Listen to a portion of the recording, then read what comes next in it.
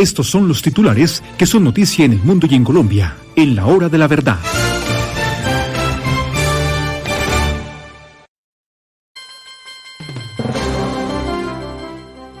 Hablaremos del tema en nuestra nota editorial, pero la noticia del día es la caída, cómo se cayó la reforma al Código Electoral y cómo salimos del voto electrónico, que era lo que tenía planeado Gustavo Petro para cometer el desaguisado que cometió Nicolás Maduro en Venezuela. El Código Electoral se cayó y con él se cayó el famoso voto electrónico. Vaya, vaya, vaya. ¿Qué más noticias del día, Ademar? Doctor Fernando, para ampliar dos detalles que no son de menor importancia en el tema del voto electrónico mixto, que era lo que se proponía a partir del año 2026, que la Corte acaba de decir es inconstitucional. Una decisión que tuvo a los ponentes y Antonio José Lizazo, quienes han negado por inconstitucional. Tenemos problemas, Ademar, problemas. A ver, vamos adelante. Le decía, doctor Fernando, que esta es una decisión importante que toma Cristina Pardo Schlesinger y también José Antonio Lizarazo, quienes han dicho que es inconstitucional el proyecto que elimina, por fortuna, el voto mixto electrónico en Colombia. También la ampliación de la jornada electoral y la famosa teoría de la paridad en las listas de los aspirantes políticos en Colombia. Esta decisión se produce, doctor Fernando, por segunda vez en la historia, porque ya la Corte Constitucional había negado precisamente el voto electrónico en Colombia en un proyecto anterior. Estos proyectos son de Alexander Vega, quien era el registrador nacional del Estado Civil hasta el año pasado. Muy bien. Bueno, la crisis de las medicinas no era un cuento. Ya lo acepta el ministro de Salud, solo que lo acepta diciendo que ya tiene la solución. Cuando tuvo la solución, a su leal saber y entender, admitió que teníamos crisis seria en la medicina para enfermedades gravísimas como la epilepsia, por ejemplo. No teníamos remedios para la epilepsia. Se cae esa mentira que había metido el ministro de Salud diciendo que no había crisis de medicinas. Ayer hubo protestas, doctor Fernando, en Bogotá por parte de los usuarios de enfermedades complejas de alto costo y enfermedades huérfanas que le reclamaron al ministerio porque no hay medicinas. Y el ministro de Salud salió a decir que la culpa era directamente de las EPS, a las que señala como responsables en gran parte de lo que está ocurriendo. Hubo bloqueos, hubo protestas, siguen la situación muy complicada porque hay una buena cantidad de medicamentos que no se están consiguiendo. Y el responsable, por supuesto, es el gobierno de Gustavo Petro, que es el que ha venido cambiando por decreto el mismo sistema de salud. Bueno, pero ya el ministro de Salud dijo que tenía la solución. No le explicó, pero que ya tiene la solución. De manera que no se preocupen con la escasez de medicinas, que la solución ya viene, lo dice el ministro.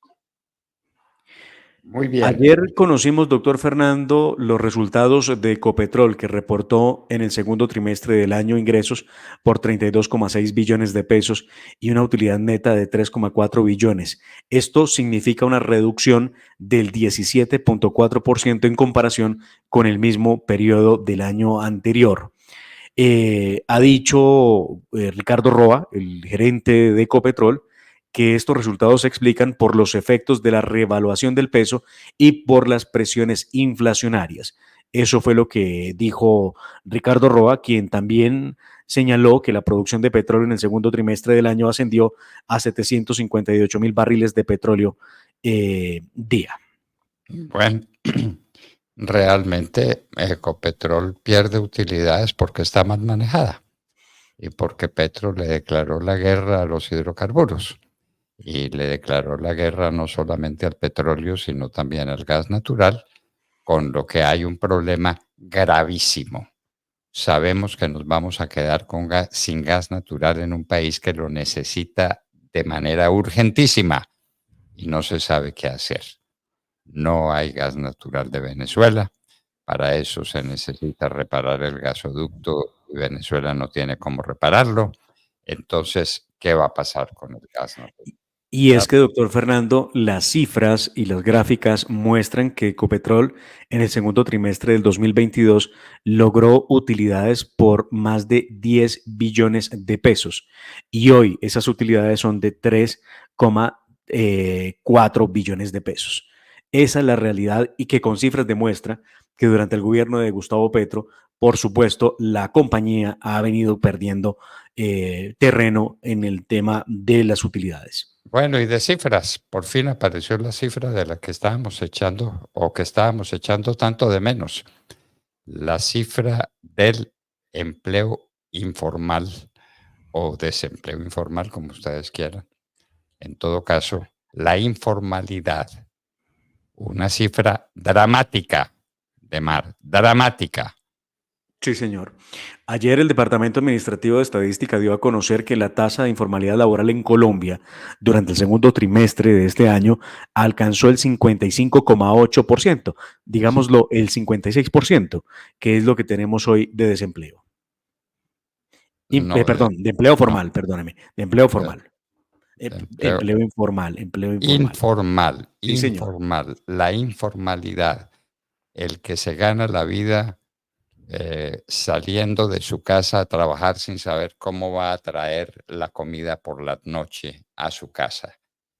Ese es el empleo informal, el que hace maromas en los semáforos, el que no sabe cómo ganarse la vida. Ese es el empleo informal. 56%. Estábamos escandalizados con la cifra anterior que era del 50%. Nos subimos al 56%. El gobierno de Petro. Dios santo. El gobierno del cambio. Gobierno Bueno, del cambio, doctor Fernando, que nos tiene una receta guardada para el mes de octubre, cuando se termina el contrato que existe con Thomas Gregg and Sons para la fabricación y expedición de pasaportes en Colombia. Ayer la directora de la Imprenta Nacional, Viviana León, reveló que la participación de esa entidad en la expedición de pasaportes será desde septiembre del año 2025, porque explicó que hay una serie de fases que deben presentarse antes de que asuma totalmente el control la Imprenta Nacional. Lo que se ha cuestionado, doctor Fernando, es la idoneidad, la capacidad y la experiencia que se requiere para hacer los pasaportes del país, ahora en cabeza de una institución al mando de Gustavo Petro directamente, por supuesto, que es la Imprenta Nacional, quien ya había tenido escándalos por no ser capaz de imprimir una serie de diplomas para la Policía Nacional. La pregunta que se hace el país es, ¿tendrán capacidad entonces de hacer pasaportes para los colombianos? eso depende del Ministerio del Interior, ¿no? Sí, señor, claro. El Ministerio del Interior que no tiene ni idea y eh, ¿cómo se llama? Gerente, la CEO del El gerente, sí, señor, sí. gerente, la gerente, menos que sabe, no tiene ni idea cómo va a ser los pasaportes. Ya lo veremos, ya lo veremos. Y una noticia muy importante, ¿qué pasa con la reforma tributaria y qué pasa con el hermano siamés de la reforma tributaria, que es el engendro de Petro para robarse el ahorro de los colombianos? Óscar Darío Pérez estará con nosotros en la hora de la verdad contándonos de esos dos fenómenos fundamentales.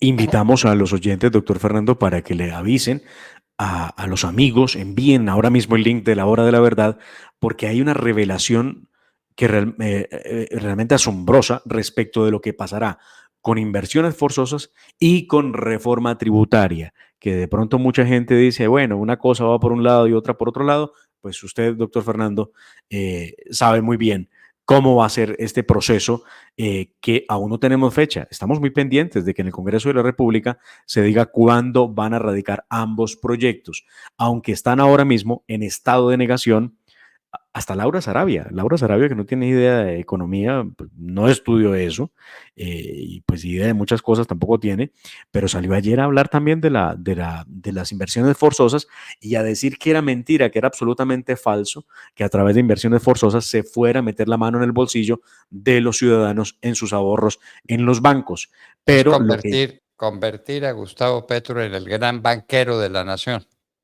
¿no?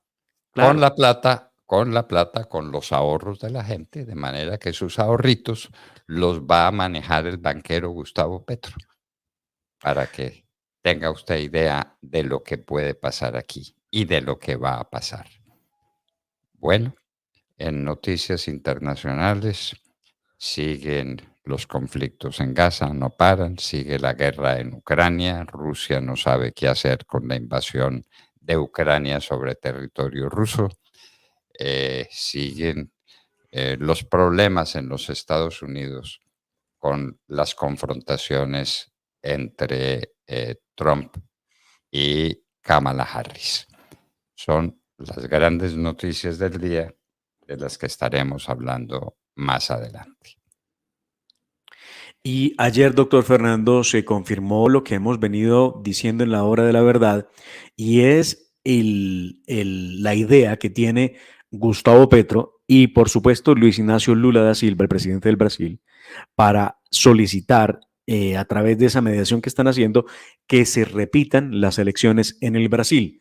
Ayer no quedó ninguna duda. Por fin, Lula da Silva, a través de Celso Amorín, que es su canciller, bueno, jefe de asesoría especial de la Presidencia de la República Federativa del Brasil, dio a conocer que efectivamente esa sería una de las salidas que le ven al problema en Venezuela, que se Claro, repiten las elecciones. porque no les gustaron las elecciones pasadas, que las perdieron eh, contra un 67% de mayoría que impuso Edmundo González con el apoyo y la dirección de María Corina Machado. Entonces ahora quieren repetir las elecciones. Hágame el favor. Hágame. Y lo quieren Gustavo Petro y lo quiere Luis Ignacio Lula da Silva. El que se desmarcó, y lo escucharemos en el oído, fue Andrés Manuel López Obrador, que dijo que él no podía continuar en este proceso de mediación hasta tanto el Consejo Nacional Electoral Venezolano no revelara las actas de votación. Lo que significa que AMLO, por lo menos, o es mucho más sensato, ¿no? Separarse de Maduro en estos momentos es más importante que quedarse allí viendo cómo la dictadura sigue persiguiendo, encarcelando y asesinando a todos sus opositores. Bueno, y como noticia del día en Colombia, queridos amigos, en este momento cuando hablamos con ustedes, siguen bloqueados los chocuanos. No saben qué camino tomar. El ELN bloqueando el departamento del Chocó. Y que está en paz, ¿no? Que está adelantando negociaciones de paz. El ELN y el departamento del Chocó bloqueado. La gente pasando los trabajos infinitos para sobrevivir. Es un problema de supervivencia. Lo que hay en el Chocó es de una gravedad infinita. Pues Desde el sigue lunes, bloqueado por el Desde el ELN. lunes, doctor Fernando, desde el lunes que empezó el paro armado de los criminales del ELN en el Chocó, los ciudadanos no han podido llevar a sus niños a las escuelas porque no están funcionando, no se ha podido abrir el comercio, no hay rutas fluviales que se permita el tránsito de los ciudadanos a través de los ríos y aparte de eso, doctor Fernando, no hay vista cercana que indique que esto se va a solucionar porque el gobierno de Gustavo Petro no ha volteado a mirar el Chocó. Definitivamente Gustavo Petro miró el Chocó. Recuerde usted cuando se fue al Chocó a tomarse una fotografía en una humilde casa y hablar con los habitantes del Chocó y a prometerles todo tipo de cosas y hoy, cuando lo necesitan, evidentemente no aparece. Porque le cuento, ha estado muy interesado Gustavo Petro en hablar de la inteligencia artificial. Es que si usted lo escucha, no lo cree. De lo que sabrá Gustavo Petro de inteligencia artificial. Dios mío. Le adelanto una cosita que en el oído vamos a escuchar. Dice Gustavo Petro que en Dubái le preguntaron si Colombia ya había llevado tejido humano a Marte.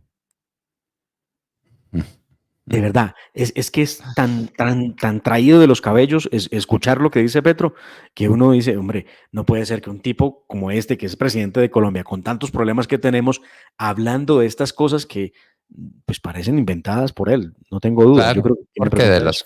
de las cosas de Colombia mejor ni hablar de la caída de las utilidades de Ecopetrol, ni hablar del problema de las medicinas que ya aceptó el ministro de Salud, ni hablar del bloqueo en el departamento del Chocó, ni hablar de lo que está pasando en muchos sitios del país y del secuestro de los soldados, que tuvieron 100 soldados secuestrados, los bandidos estos de las FARC, ni hablar de los problemas de la nación. ¿Para qué? Bueno, y vamos, Lemar, vamos Sí, porque señor. tenemos mucho que decir en nuestra nota editorial.